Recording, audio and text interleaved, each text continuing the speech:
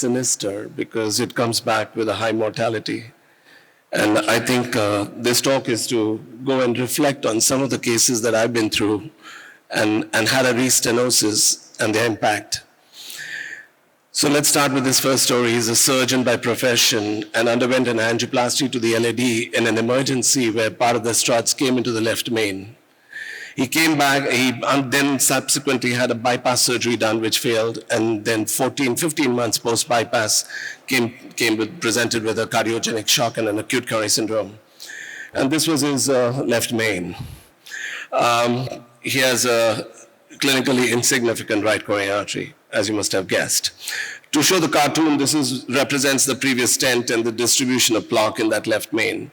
Our plan was to go ahead and see if we could get into the circumflex and then probably try and, the previous operator who tried that could not get any material inside and had serious hypertension. So what we did was this left ventricular diastolic pressure was raised, so we put in an intra-aortic balloon pump. In those times, we didn't have Impella, so we actually put this patient on a ventilator because his EDP was 32 to start with.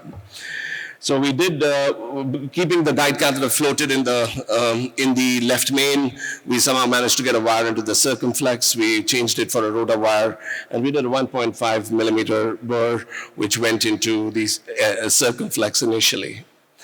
Post that, we then crossed the LAD like a CTO with the CTO wire, changed it for a rotor wire, and then once that was done, we did an IVUS, chose 1-to-1 size cutting balloons for the segments desired to be expanded, and went up to high pressure 16 to 18 and prepared this lesion. Once that was done, we got a fairly good result, so to speak, and this gentleman went well. And anyway, all was good. This is what we had started with. This is what we ended up doing. And we got him back 1 year later to find that he's got a restenosis, and it had come back right at the origin of that circumflex. This is not uncommon on cases where we thought that we had done a great job. This is his stent boost at that time, and the green arrows show there that there is separation of those struts, and it looked to me that I had deformed the stent and there was a plaque prolapsing at the time of the index procedure.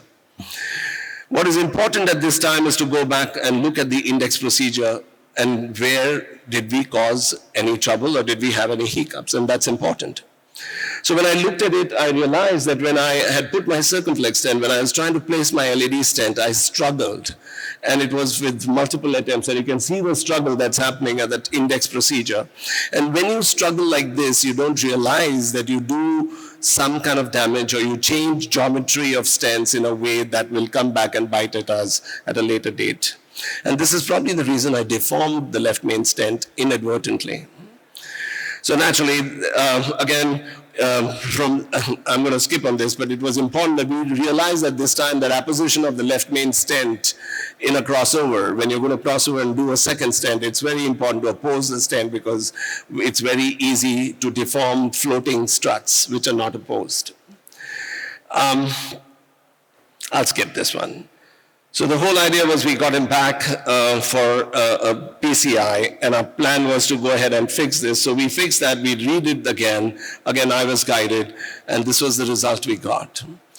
So we recognized our problem, we got him back, and we corrected that problem. And once we corrected this problem, now we have a 5-year angiogram to show that he's doing well.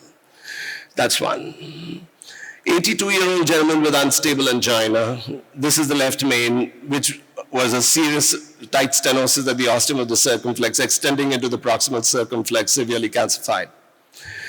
So we did a rotational atherectomy, and post-rotational atherectomy from the left main into the circumflex, we followed all the steps that are relevant. I was guided from and used a DK strut, and you can see all the steps in those boxes up there to get this final result. And when we got this final result, we were okay, but he had recurrence in 2 years with worsening symptoms. Part of his symptoms were from the circumflex ostium, which you can see in the circle, and part of it was from the progression of his right coronary artery disease. So again, what is the mechanism? What did go wrong? Where we thought that we'd done a great job, we got our MSAs in the right space, so what did we do wrong? And again, it's important to go back to the index procedure. And the index procedure, this is what we did. When we look at our IVUS case, when we look at our IVUS, the ostium of the LAD, which is on top there, is 10.9 millimeters square. The circumflex downstream is 9.0, which was a 3.5 stent. We had accepted an ostial circumflex of 7.3. At that time, it looked good. And there was multiple layers of stents which we had corrected in the left main as well. The confluence was pretty good, though it was oblique, the MSA was quite well. When we got him back, we realized that there was calcium. We had that ostium of the circumflex was a problem. And so we did a rotablator followed by an IVL and really expanded the ostium of the circumflex. And what did we achieve? We achieved that the circumflex ostium is now 12.4 millimeters. We had accepted a 7.3 millimeters in that same location 3 years ago, and we thought that we'd done a great job.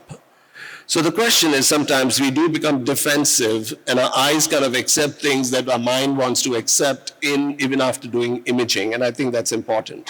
This is a circumflex. I've talked about this example many a times. This is a lady circumflex artery post-surgery. We thought we'd get away with a flextome and a 4-0 stent, which we did at high pressure, and then came back in 8 months as an ISR.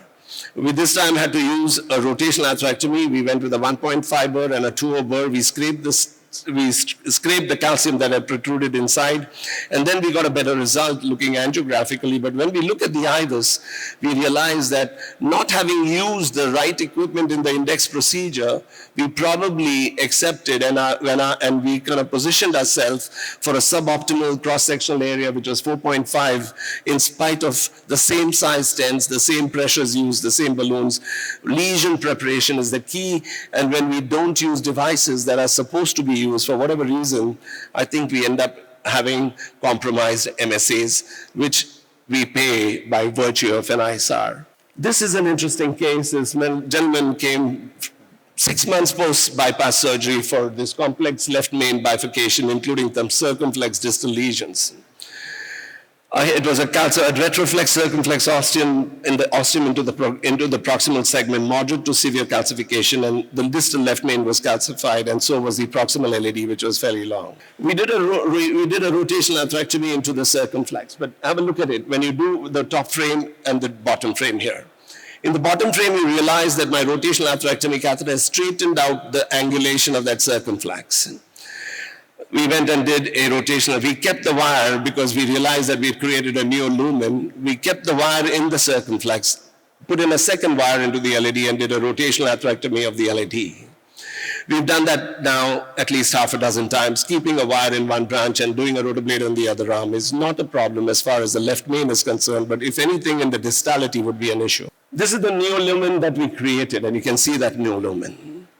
Now, we know that initially, that was the time, this was a few years ago, and our understanding of the neolumen was a fear of causing a rupture.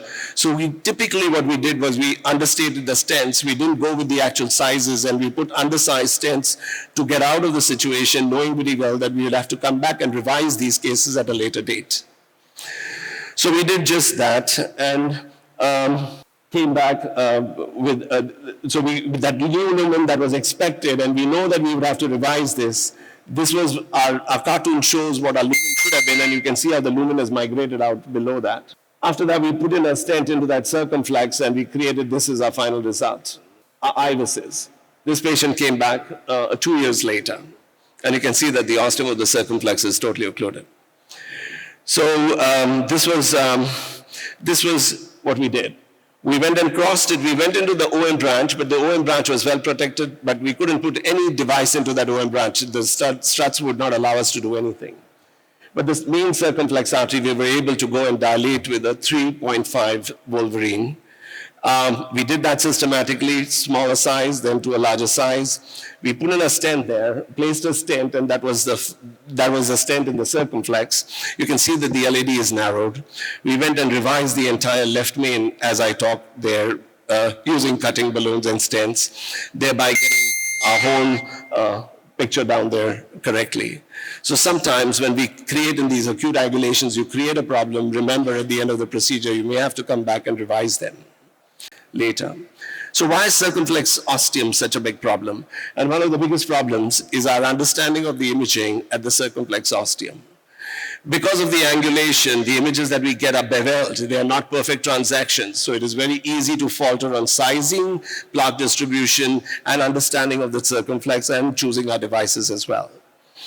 So I think, to conclude, I'd say that as far as I'm concerned, TLR in the left main is associated with under-expansion, undersizing, deforming, inadequate lesion preparation, so be it.